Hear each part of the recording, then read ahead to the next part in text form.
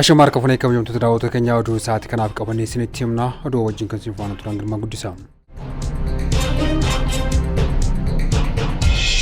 Gamtaan Awurooppaa fi biyyoonni michoota adeemsa filannoo waliigala torbaffaa dinqisiifatan. Gamtaan Awurooppaa fi biyyoonni michoota adeemsa filannoo waliigala torbaffaa Itiyoophiyaan caamsaa 24 bara 2018 gaggeessite dinqisiifatanii jiru. Imbaasiiwwan biyyoota miseensa gamtaa Awurooppaa fi michoota teessoo isaanii Finfinnee ta'ee Kaanaadaa, Noorweey fi Siwiizerlaand adeemsa filannichaa ilaalchisee ibsa kennanii jiru. Biyyoonni kunneen boordiin filannoo biyyaalessaa Itiyoophiyaa, raawwachiiftoonni filannoo, paartileen siyaasaa, kaadhimamtoonni fi dhaabbileen hawaasa siivilii filannicha milkaa'inaan akka xumuramu gumaacha taasisaniif dinqisiifatanii jiru. Taajjabdoonni gamtaa Afrikaa fi dhaabbata misooma mootummoota baha Afrikaa filannicha taajjabuun gumaacha godhanii fi beekamtii kan kennan ta'uu biyyoonni kunneen mirkaneessanii jiru.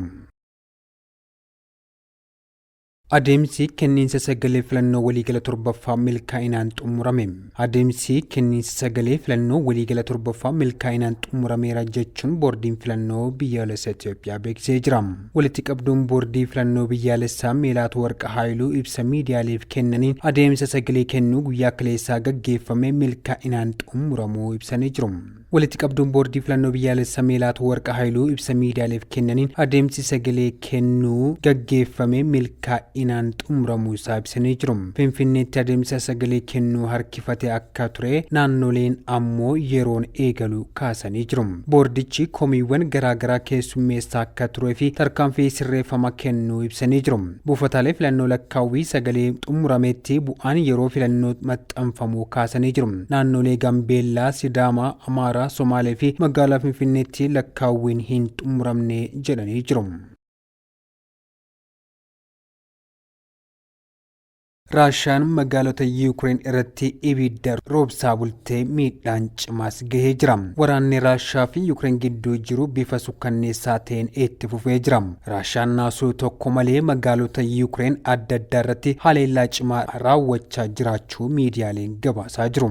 Magaalota Yuukireen irratti Raashiyaan halkan guutuu naasuu tokko maletti ibidda roobsaa kan bultee ta'uun ibsamee jira. Haleellaa Mooskoon halkan dheengaddaa magaalaa guddoo Yuukireen Kiiv irratti raawwachaa bulteen lammiiwwan nagaa 9 ajjeefamuu fi namoonni hedduun madaa'uu isaanii kantiibaan magaalaa Kiiv Vitaalii Kaalichikoo ibsaniitii jiru.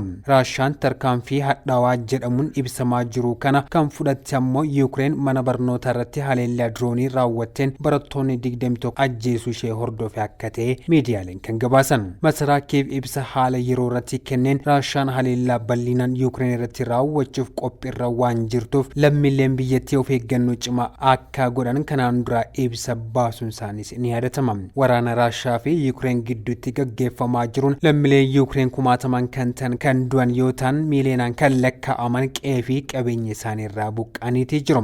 Akkasumas Yuukireen keessatti gamoowwan, dhaabbileen barnootaa, dhaabbileen mootummaa fi tajaajila hawaasaaf kennan hedduun isaanii manca'aniitii jiru.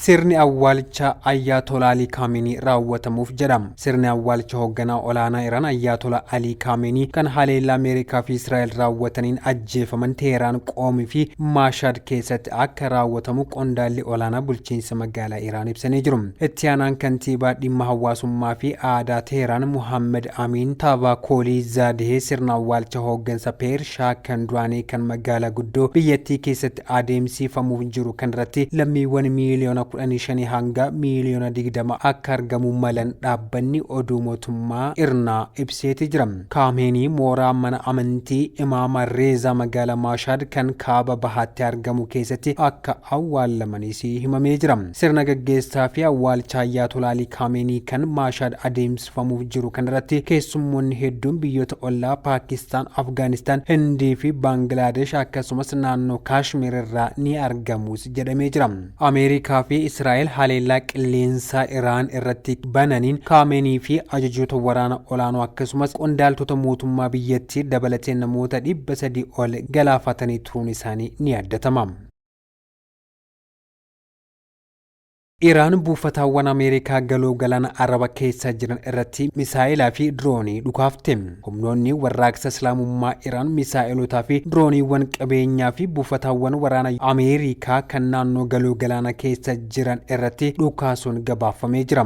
Akka miidiyaan guddaan Aljeeziraan gabaasetti haleellaan kun buufata ajaja shanaffaa waraana Ameerikaa kan Bahareen keessatti argamu buufata xiyyaarichaa fi dhiyeessiiwwan biroo irratti tarkaanfii haaloo ba'u akka ta'ee beekamee jira.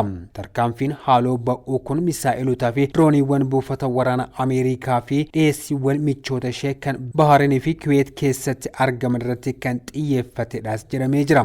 Gabaasni Reuters akka agarsiisutti dhukaasawwan Iraan kun miidhaa osoo hin geessifne qilleensa irratti fashalaa'anii jiru. Ameerikaa fi Iraan haleellaa walirratti gaggeessuu ibsan. Waraanni Ameerikaa haleellaa Iraan irratti gaggeessuu beeksise. Iraan buufataalee waraana Ameerikaa biyyoota galoo galaana keessa jiran irratti haleellaa misaa'ilaa fi diroonii gaggeessuu hordofee Ameerikaan haleellaa kana raawwachuu kan ibsite.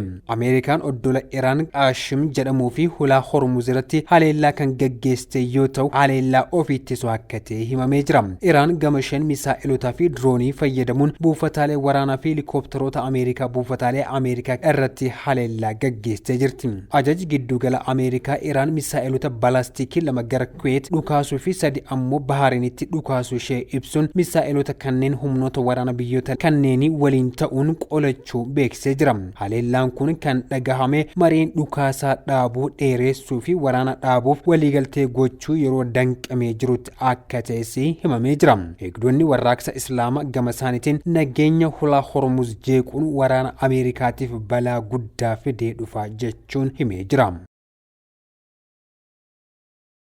Egaa kabajamtoota daawwattoota keenya waliif TV irraa dhufaatii kanaaf qabannee asumatti goolumneetti jirra waan faana turtaniif horaa bulaa deebanaa.